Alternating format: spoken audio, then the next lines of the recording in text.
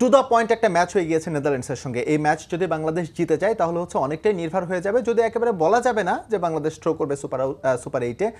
এই জায়গা থেকে একটা প্রেশারও কিন্তু কাজ করতে পারে।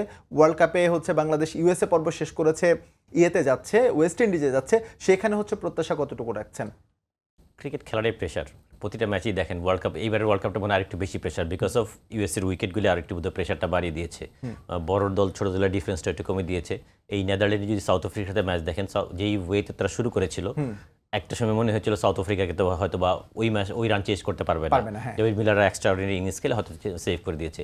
আর যেটা বলেন একটু অ্যাডভান্টেজ বাংলাদেশের জন্য হয়েছে, যেটা হলো এটা যদি খেলাটা ইউএসএতে হতো আরও একটু ডিফিকাল্ট হতো বাংলাদেশের জন্য, বিকজ অফ ওদের নেদারল্যান্ডের বোলাররা কিন্তু ফাস্ট বোলাররা খুব ভালো সুইং করাতে পারে, উইকেটটা খুব এই ধরনের উইকেটে খুব ভালো বোলিং করতে পারে, ওদের কন্ডিশনটা ওটা সাপোর্ট করে।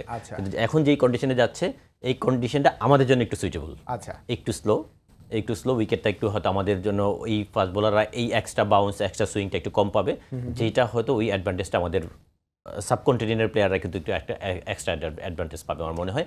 এই জায়গায় মনে হয় আমরা একটু বেটার শেপ। নগদে 500 টাকা বা তার বেশি পেমেন্টে পেতে পারেন ঢাকায় জমিসহ 20 কোটি টাকার পুরস্কার। সানোয়ার ভাই, আমরা হচ্ছে একটু ডাচদের প্লেয়ার প্রোফাইলগুলো যদি একটু দেখে আসতে চাই যে আসলে এই ম্যাচটাতে হচ্ছে কারা আসলে স্পটলাইটে থাকতে পারে। ম্যাক্স দাউদ আপনার ওপেন করে থাকেন, যদিও হচ্ছে লাস্ট ম্যাচটা তিনি ভালো করেছেন, প্রথম ম্যাচটা তার ভালো চায়নি, তার উপরে ডেফিনেটলি একটা স্পটলাইট থাকবে এবং তাকে নিয়ে নিশ্চয়ই আমাদের টিম অ্যানালিস্ট যারা আছেন তারা কাজ করবেন। তার অভিজ্ঞতা বেশ ভালো, 68 ম্যাচ তিনি খেলেছেন, 1830-এর মতো রান করেছেন টি20-তে। আরও একজন ব্যাটারের হচ্ছে একটু স্ট্যাট আমরা দেখে আসতে চাবো, তারপরে হচ্ছে আসলে আলোচনায় আপনার কাছ থেকে জানতে চাবো যে আসলে বাংলাদেশের ফোকাসটা কোথায় থাকা উচিত। আমরা এবার হচ্ছে স্কট এডওয়ার্ড ক্যাপ্টেনের দিকে একটু যেতে চাই। ওয়ার্ল্ড কাপটা তার এখন পর্যন্ত ভালো হয়নি, তিনি 62 ম্যাচ খেলেছেন, রান করেছেন 752, যথেষ্ট অভিজ্ঞতা সম্পন্ন ক্রিকেটার। এবার যদি হচ্ছে বোলারদের, দুজন বোলারের স্ট্যাট একটু দেখে আসবো আমরা যে ওয়ার্ল্ড কাপে তারা কেমন করেছে বা তাদের স্ট্যাট কেমন। টিম প্রিঙ্গল, তিনি হচ্ছে লাস্ট ম্যাচে ম্যান অফ দ্য ম্যাচ হয়েছিলেন। 18 ম্যাচের ক্যারিয়ার, তার উইকেট খুব বেশি না, 14টি পেয়েছেন, কিন্তু লাস্ট ম্যাচে তিনি পারফর্ম করেছেন এবং 3টি উইকেট নিয়ে তিনি ম্যাচ সেরা হয়েছিলেন। বেশ ইকোনমিক্যাল বল তিনি করেছেন।